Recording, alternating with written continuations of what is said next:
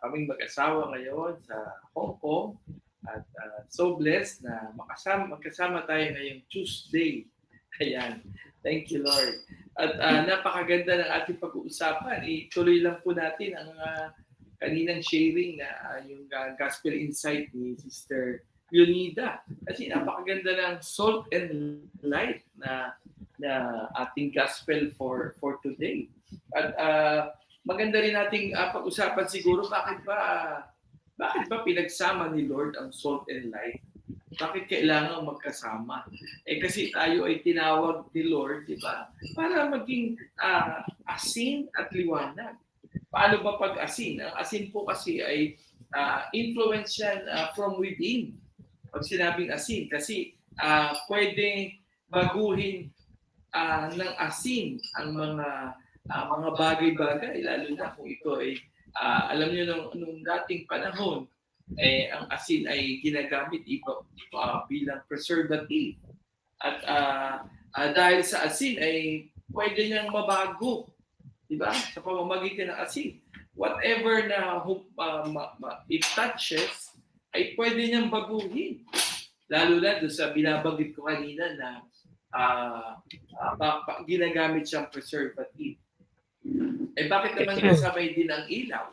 Ang ilaw kasi ay, ito naman, witnessing natin, pag-witness natin, seeing from the outside. Yun naman ang nun. Na tayo, di ba, we are witnesses, makikita yun sa pamamagitan ng ating kilos, sa pamamagitan ng ating itsura, sa pamamagitan ng ating mga sasabihin. Sabi natin kanina, ang salt ay it touches it changes what it touches. Kaya niyang baguhin yun. At ang kagandahan po sa salt ay, tahimik lang ang salt. Hindi siya ganun maingay, hindi siya ganun kabulgar. Actually, hindi mo nga siya nakikita. Pero nalalasahan mo siya. Malalaman mo na, di ba, na ang pagkain, tanggalan mo ng alat. Kanina, napakasarap ng aming ulam. Ang ulam namin ay tinola. Kami pinagluto ng aming kasamahan dito sa shelter, si Sister Sheila. Ayan, nandiyan siya.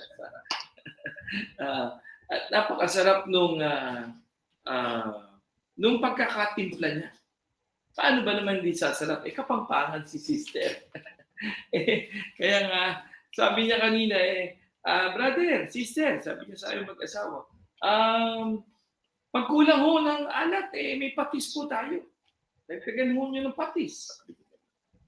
Nung tinikpan ko yung tinola, hindi na kailangan ng patis. Saktong-sakto ang timpla.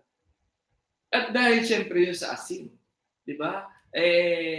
Kung wala yung asin, baka kulang sa asin, kukuha ako ng patis kasi kulang sa timpla, di ba?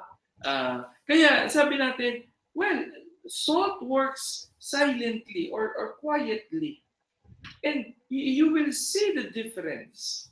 So ano naman ano yun? Bakit inuugnay ni Lord sa atin yung pagiging asin?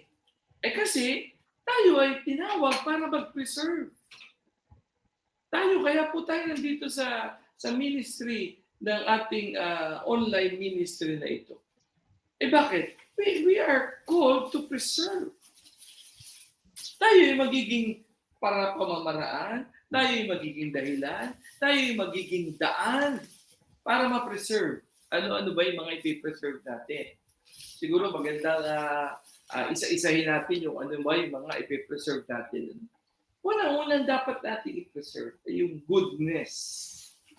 Di ba? Yung goodness. Isa yan sa fruit of the Spirit.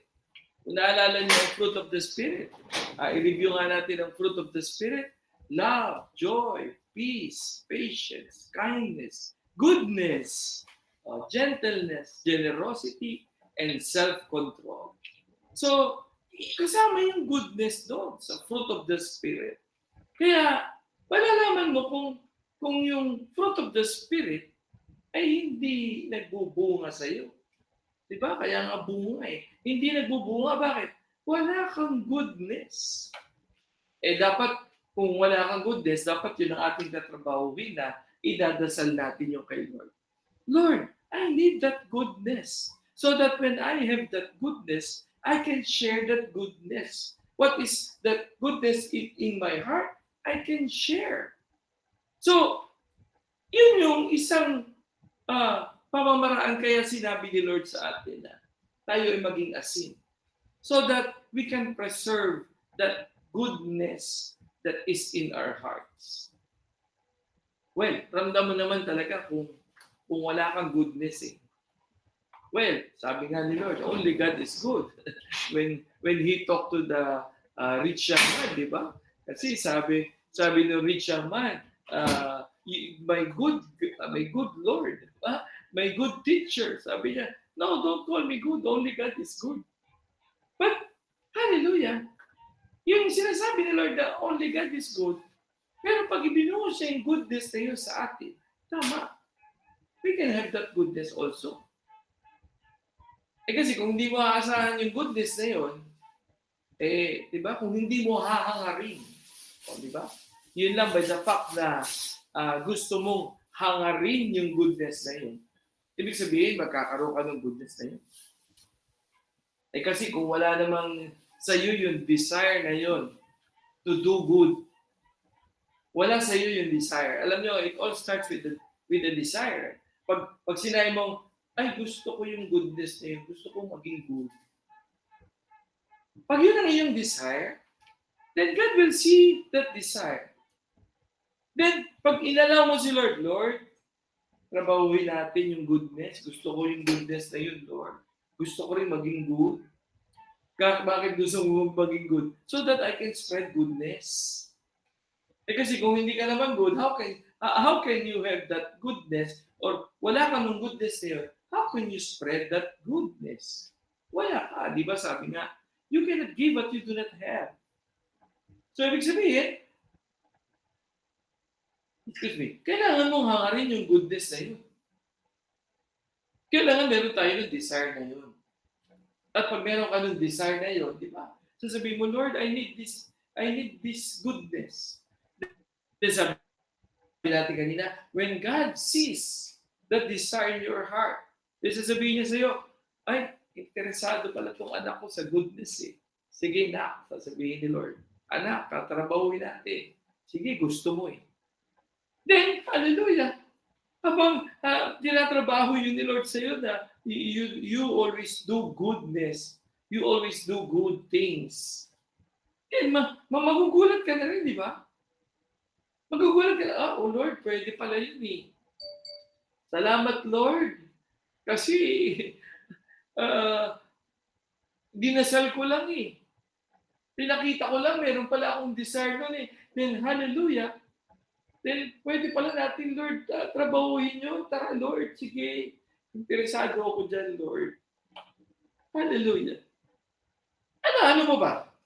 Well, ano mo ba mga dapat nating i-preserve? Isa ngayon dapat nating ipinipreserve na masigit pa rin sa lahat ay yung we stop the moral decay. What does it mean to stop the moral decay? Kasi sometimes or most of the times sa mga panahon ngayon, di ba? Parang hindi na maganda ang ginagawa ng maraming tao. Hindi na according to the moral standards.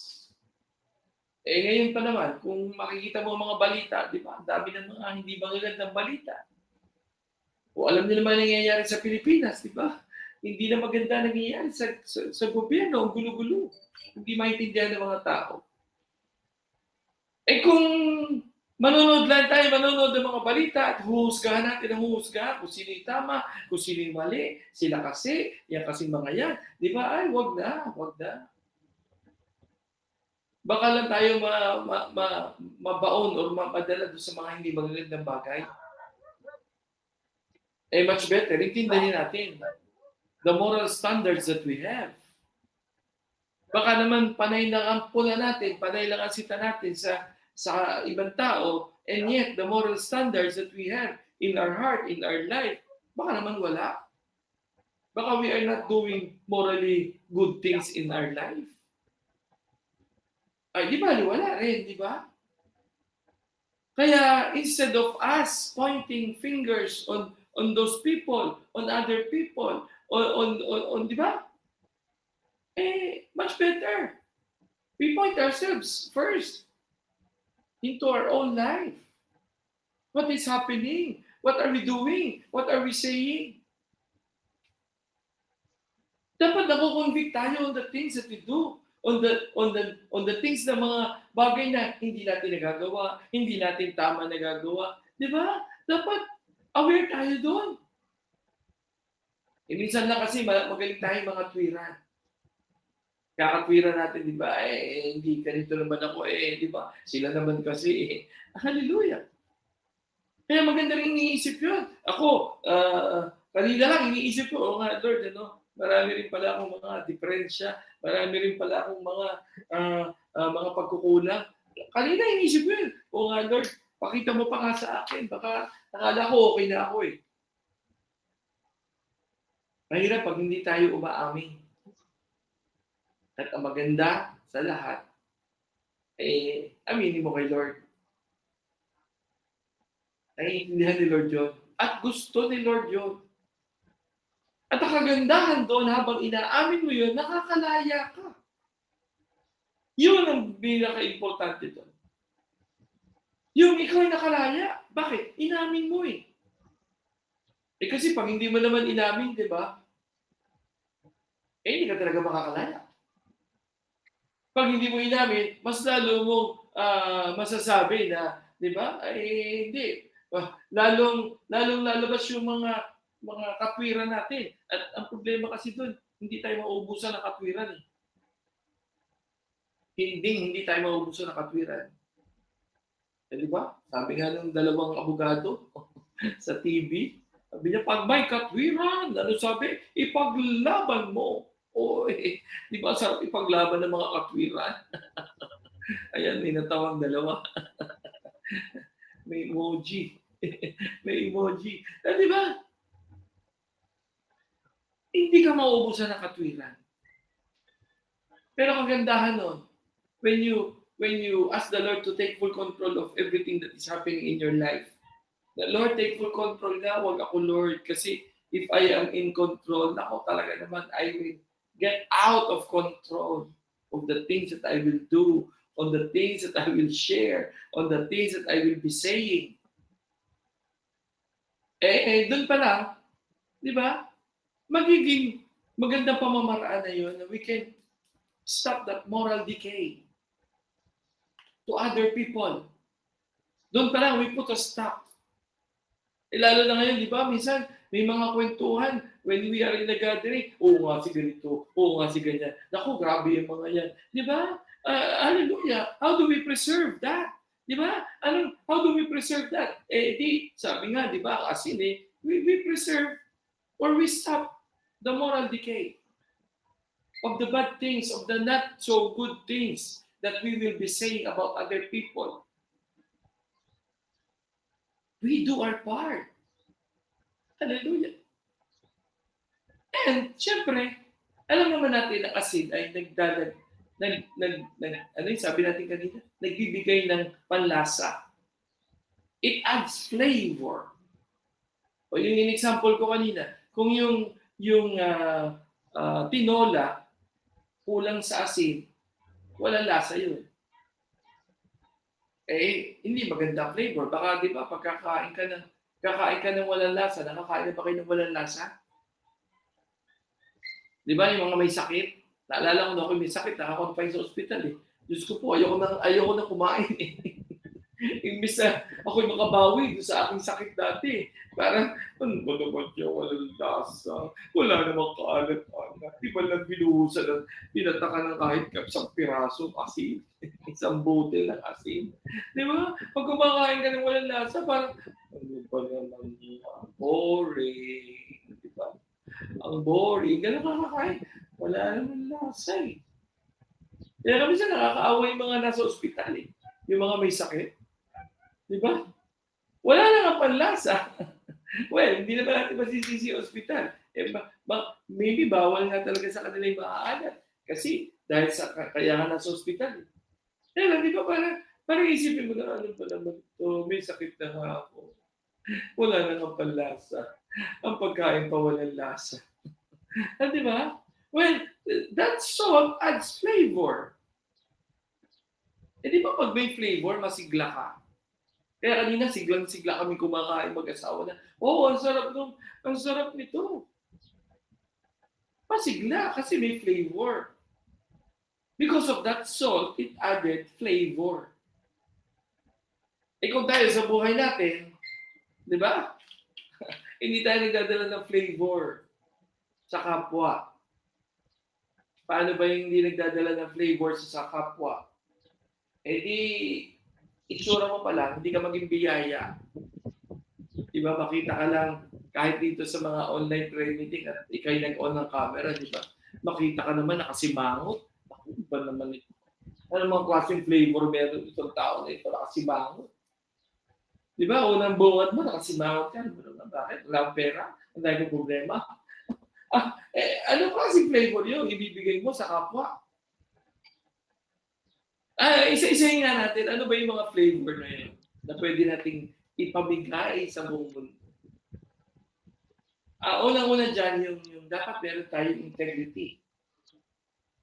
Ano ba integrity? Dapat may integridad ka. Dapat nagiging, anong tawag doon? Nagiging isa ka sa magiging dahilan para, di ba? Ikaw ay parang you are in authority kasi maganda yung integridad. Bakit maganda yung integridad? Nakikita ka, bawa, tayo, di ba? Nakikita ka na maayos kang tao, mabuti kang tao, di ba? Nasa moralidad ang mga sinasabi mo.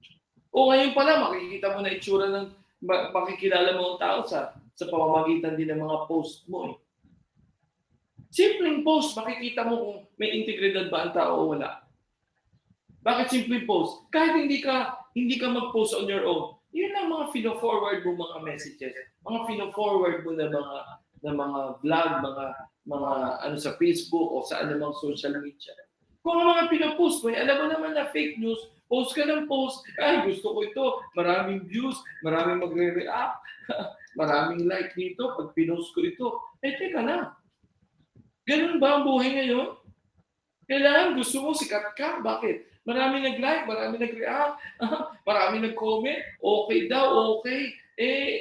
Wait. Nasa moralidad ba yung mga sinisend dati, pino-forward dati? Baka wala. Baka alam mo naman na fake news na nga, pinorward mo pa. That's the essence of us being here in this prayer group. Sayang lang, nandito tayo, and yet, wala naman nangyayari. Baka nagiging daan pa para mag-away-away ang maraming tao. Ako, nanonood din, siyempre nagpe-Facebook ako. May mga nadadaanan ako na mga post, pero minsan ayaw ko ng ginagawa ngayon, magbasa ng comments. Bakit pag nagbasa ka ng comments, iinit yung ulo mo, hallelujah. Maraming tao ngayon, parang pakiramdam ko, dahil naiinit, lalo sa Pilipinas. Sa nangyayari ngayon sa Pilipinas. Ang dahil mga maiinit ang ulo, ba't kaya ang iinit ang ulo nila? Hindi nila, wala ka malay-malay. Dahil sa mga post na pinapanood, sa mga binabasa, mga comment, nakakainit ang ulo, di ba? Ganito. Kahit ano pang kulay meron ka, di ba? Kahit nandun ka pa sa ganito, sa ganyang kulay, tanggalin na natin yung kulay. Mahirap kasi pag nagkulay tayo dito sa ating prayer meeting, di ba, baka mabansagan tayo na, kaya si mga brother niya, ito mga ito, ganito kulay, ito, competitive ito. Hindi na, tanggalin na natin yun. Huwag yun. Yun nga, yung iba, siguro kaya, nag-iinit na, lagi mainit ang ulo kasi kababasa ng mga, kung ano nangyari ng balita. Alam naman minsan pakiramdam mo, wala namang integridad, yung mga nag-post, mga nag-forward, yung mga nag-vlog, di ba? Hallelujah.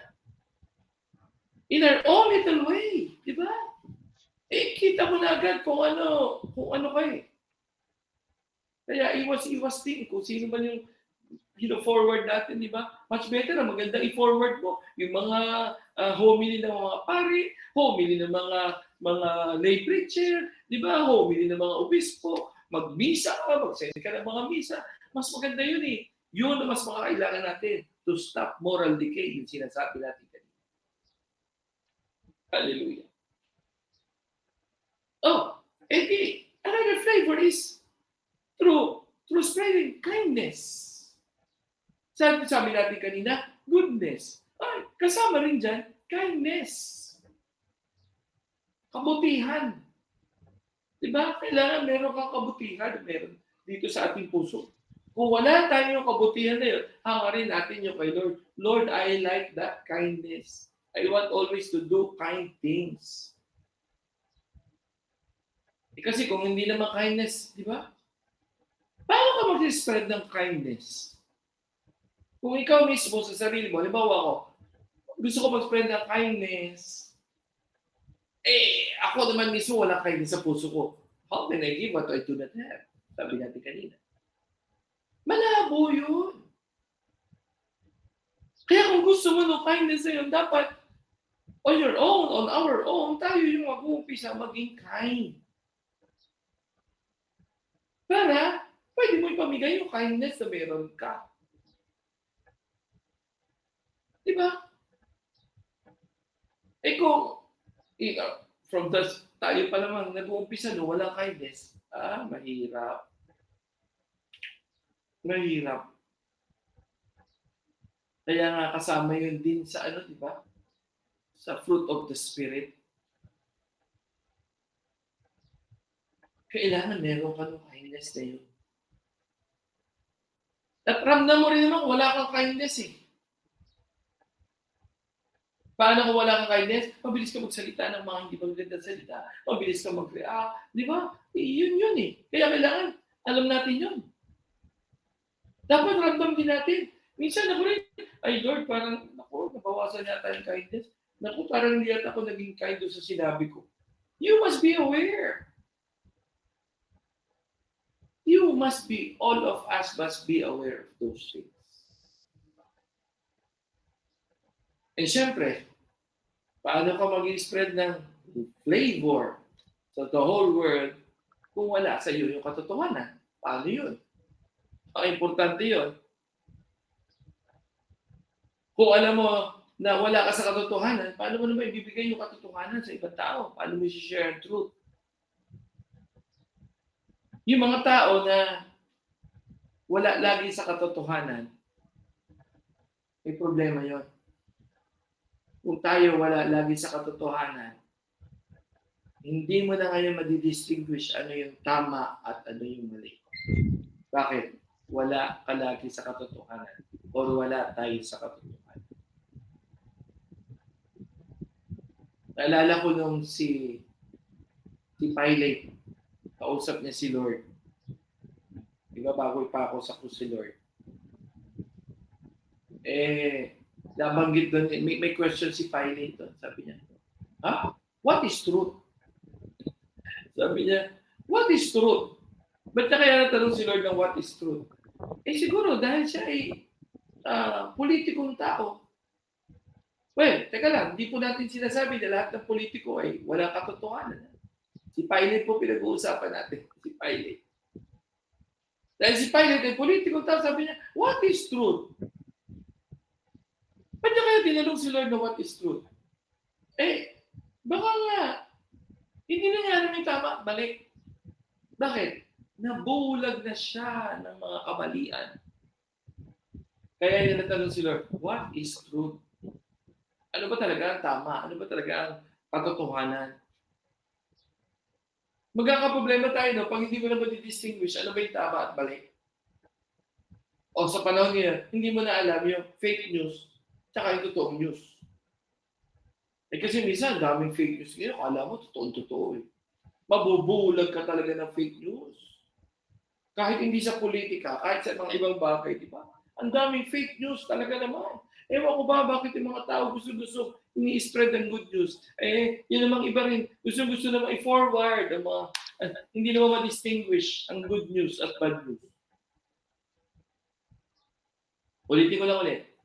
Kaya siguro hindi na kayang i-distinguish like Pilate. Kasi laging nasa mali.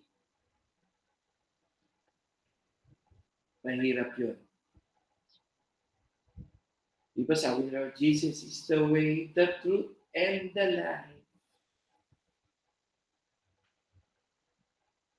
Kailangan, nandun lagi tayo sa totoo. At si Jesus ang katotohanan. At pag nasa totoo ka lagi, di ba? Hindi mo na kailangan i-memorize pa ang mga bagay-bagay. Kasi pag nagsisinungaling, di ba? Nagsisinungaling, kailangan may script pa, kailangan paghandaan, kailangan ganito sasabihin ko, kailangan ganito. Kasi wala ako sa katotohanan. Kailangan ready ako, baka magkamali ako eh.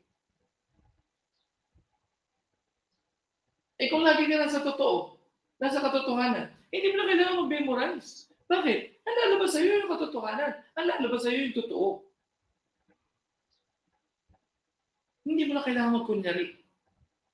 Hindi mo na kailangan paghandaan pa o gawan man lang ng script. Kasi alam mo yung tama.